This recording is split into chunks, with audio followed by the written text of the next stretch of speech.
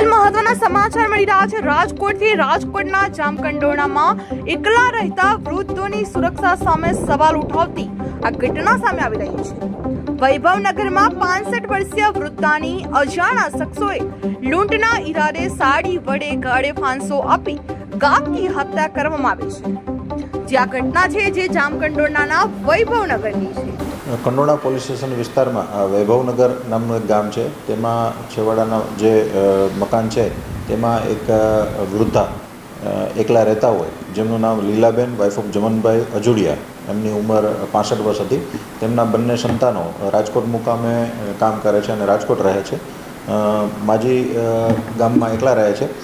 જ્યાં લીલાબેન અજુડિયા પોતાના ઘરે એકલા રહેતા હતા, તેમના પુત્ર અમિતભાઈએ રાજકોટથી ફોન કરતા ફોન સ્વિચ ઓફ આવતા તેઓ વહેલી સવારે ઘરે પહોંચી આવ્યા હતા। ઘરને બહારથી તાળું મારેલું હતું, જે ચાવીથી ખોલી અંદર તપાસ કરતા લીલાબેન મૃત હાલતમાં મળી આવ્યા હતા। લૂંટારુએ વૃદ્ધાને સાડી વડે બારીની ગ્રીલ સાથે બાંધી ગળે ફાંસો આપી પતાવી દીધા હતા।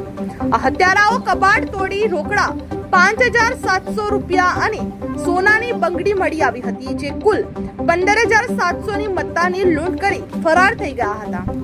જે આ ઘટનાની જાણ થતા જેતપુર ડીવાયએસપી રોહિત ડોડિયા સહિતનો પોલીસ કાફલો ઘટના સ્થળે પહોંચી આવ્યો હતો અને તેમને ત્યાં કોઈ પણ અજાણ્યો ઈસમ ઘરમાંથી કૂદી અને આવી અને એમને ગળાફાંસો આપી અને નાની મોટી જે ઈજા છે તે પણ કરી અને ઘરમાંથી માલ સામાન વખરી વેરવિખેર કરી અને અમુક સામાન લઈ જઈ અને આ એક ઘટનાને અંજામ આપેલ છે। આ બાબતે જામકંડોરણા પોલીસ સ્ટેશનમાં લૂંટ વિથ મર્ડરનો ગુનો દાખલ કરી અજાણ્યા શખ્સ વિરુદ્ધ અને તપાસ ચલાવાઈ રહી છે। જિલ્લા એસપી શ્રી વિજયસિંહ ગુજર સાહેબે જગ્યાની વિઝિટ કરેલ છે અને ક્રાઇમ બ્રાન્ચ તેમજ એસઓજીની ટીમ પણ આ બાબતે જે આરોપી છે તેની શોધખોળમાં લાગેલ છે।